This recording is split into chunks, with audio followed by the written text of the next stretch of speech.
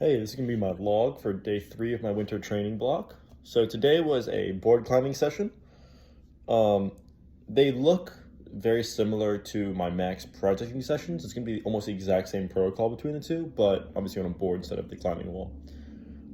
This time I am going to try to put some videos of climbing. I recorded my first 2 climbs. I'm going to throw those in after, or it might be right before I talk about them and see how that goes. So started with a good warm up. It was probably around half an hour, 35 minutes in total. Did my normal hangboard workout with some recruitment pulls and then some scap shrugs and pull ups on 20 mils, stuff like that. Then I went into the climbing wall. I did my on the wall warm up, which I've been doing again recently, which I really like. And I really just look for funky looking climbs in like the 3 to 5 range, just that like can open me up to new movement ideas and stuff like that. So that's mainly what I really focus on. And then I moved up to, I did like 1 crimpy V6, and then I felt pretty much warm at that point. So then moving on to the actual board climbing, I was finally on the TB2, tension board 2, for the first time today, and it is amazing. It's really fun, really nice holds. Like the holds are amazing, especially the new polyurethane holds are lovely, lovely, lovely, lovely. So yeah, I'm gonna go and run the clip of the first climb.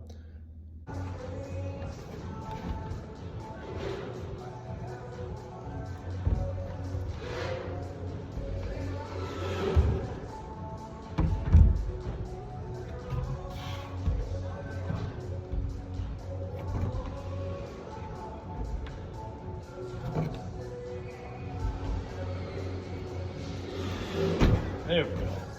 Nice. So this climb was not too bad for the grade, I felt.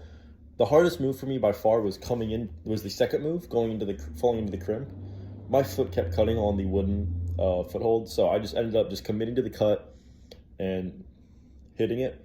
That's one thing I really have to get used to whenever I board climb, because I do it so infrequently now, sadly, just at school, because I haven't really had access to a board, where every time I really get on a board, I kind of have to remind myself to commit to the cut a lot more than usual, because a lot of the time I like to keep my feet on, obviously, climb with good technique, but a lot of the time on the board, it's much easier to just cut your feet and kick them back on, and just hold the positions.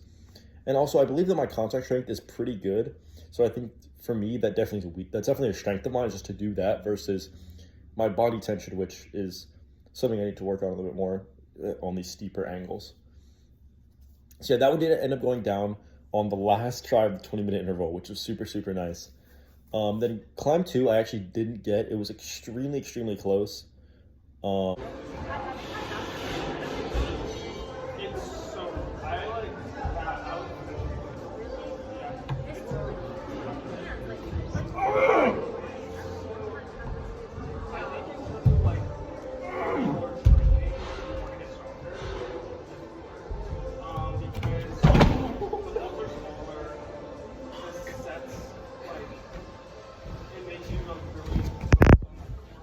But I fell on the match move.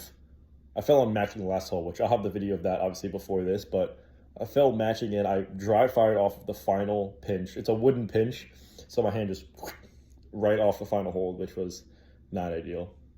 So then, yeah, these last 2 I don't have videos for, but I'll explain them. The third boulder, I did end up doing. I don't remember what it was called. I might put that in here, but basically it was on like kind of slopey, more pinchy jugs off the left side of the board, if you're familiar with the TB2. Another V7, I did end up doing that one. Actually, I did not get a video, sadly, though. At this point, I just wanted to climb, so yeah. That one was really good. I also got that one on the last try of the 20 minutes. The biggest learning experience from that one is there was one move where the last move basically to go way out right, and the feet were all over on your left side.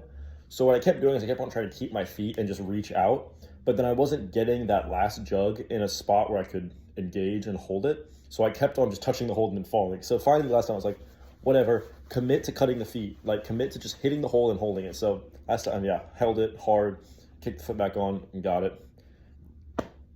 Once again, just climbing a little bit more like snatchy, a little more punchy like on the boards, I think is going to be what's going to really breed a lot of success. And then lastly, the fourth climb was considerably harder. This one was called, I don't remember. Oh, Categorical was the fourth climb, is what it was called. This thing felt very hard. It felt like V8, in my opinion. Some very small edges, some very like sharp edges as well. Like, well, they weren't sharp, but the thing is, the board's only been up for like 2 months, so it really ate my fingers a lot.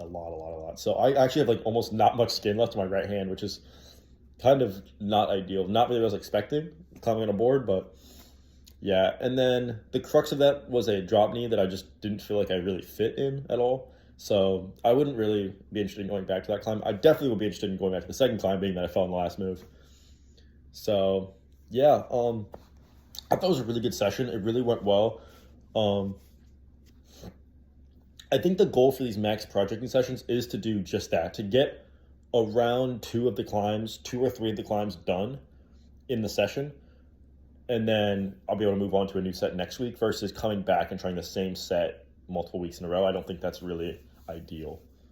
But yeah, I was really, really happy. I think I tried hard. I think I really was mentally engaged the whole time. And I was learning from my mistakes when I was falling on moves. And I went from being able to do like no moves on the problem to being able to do the problem within that 20-minute time period, which is really, really good.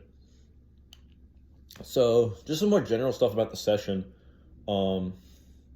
I do think I do want to make the trek up there weekly. I think it's worth it. I really do, because the TV1 is just not, it doesn't even compare. It just does not compare. It just sucks comparatively. You know, it's like the holes are way more sharp and like just not nice to climb on. And also my sight is going to be way lower on that board. And I think it's worth it for the journey to get on that board for sure. Because yeah, it was really, really fun. And the holds didn't really hurt. There was one hold, the crux hold on the first route, the little wooden square, that did hurt my pinky a little bit just because there's a little point. But other than that, the holds were all extremely comfortable. And I felt like they were very like, these people know, these tension guys know what they're doing with these holds. Like the holds felt amazing. And they all they felt super ergonomic, but not in a way that makes the climbs easier, in a way that makes it more fun to train and more like, it just makes it more fun to train because you can actually pull in the holds. But yeah, the other thing about this board is that it's very similar to outdoor climbing. Like one, I think the grades are quite similar. Obviously, on the board, you're only going to have up to like max like 8 moves or so. So that's the biggest thing, is that one, they're going to be a lot shorter than outdoor climbs, and one and two, it's much easier to find the beta versus outside, because obviously outside it's much harder to find beta versus on a board when the things are literally glowing, showing you which ones to use. But I think the grades are pretty comparable, and the style is also very comparable. So all the climbs that I did today were from the tension climbing account themselves, and that means they're going to be quality, and they're also going to be very stiff on the grades, which is what I wanted, because I think that really will fit into what I'm trying to train for, which is outdoor climbing, right? Again, keep the goal. If I want to get better at outdoor climbing, I should do things that relate to outdoor climbing, and I think this board does that very, very well, versus something like a kilter board, which is maybe not the best. It's obviously good for training like certain things like power, but maybe not for training for outdoor climbing as compared to this board, which feels much better. The other thing about this board that makes it good for outdoors is it feels like more of a full body workout. Like this board, the tension boards in like both of them, is funny because the name actually gives it off. They train tension. Like you need to either commit to cutting your feet or commit to keeping your feet. And both options are usually pretty tough, right? It's really more of a full body climbing experience versus gym climbing, where I feel like you're kind of just pulling with your upper body and your legs. This might just be that I'm just a bad climber, but it feels like your upper body's doing a lot more, getting a lot more fatigued, and your lower body's just kind of falling behind. It feels like on the tension board, the majority of the times that I fall off, it's because of a foot problem. Like that's the crazy part about it. Like I really like how they did that, where it's very powerful, but at the same time, your feet are so integral to the climbing experience. It's really, really cool. And that's exactly how it feels outside, where, you'll be done with the climbing session, your core and your hamstrings will be pumped and tired, and your calves will be done. It really kind of feels like that in that same way. I can just keep on going about things I loved about this board. Like, it's just, I really, really did enjoy it. Like, it was a really cool, really cool board to climb on, and I'd love to climb more on it. I think I definitely will next week for sure. But yeah, that brings me into the rest of the week. So my skin is kind of done. So I'm going to take a rest day tomorrow. I pretty much imagine that. And then next time I'll be climbing will be on Thursday. So that'll be the next video. And that's going to be a power endurance day. It'll be a good warm up. And then we'll do my max hangs. I'm going to try this out for this week. I'm going to try max hangs before the power endurance workout. I don't know how this will go, but I think that it will go well. Usually they're programmed on the max projecting day. However, I'm kind of scared to put that much finger work in one day. I want to space it out a little bit more. So that's gonna be my plan. I'm gonna do max hangs tomorrow, then get into my 6 and 6 workout for 3 sets. I might finagle it a little bit to work better for me and my needs, but yeah, super happy with that. Yeah, sick. That's it today. I'm gonna do a little bit of stretching here and then do an amnio protocol. And that's pretty much it for today. I also need to throw back a little collagen supplement, but another really good day of training. Like, I really have enjoyed these days of training, these last 3 days. It's been really good. We just have one more and then the week's done already, which is crazy. Already done week 1.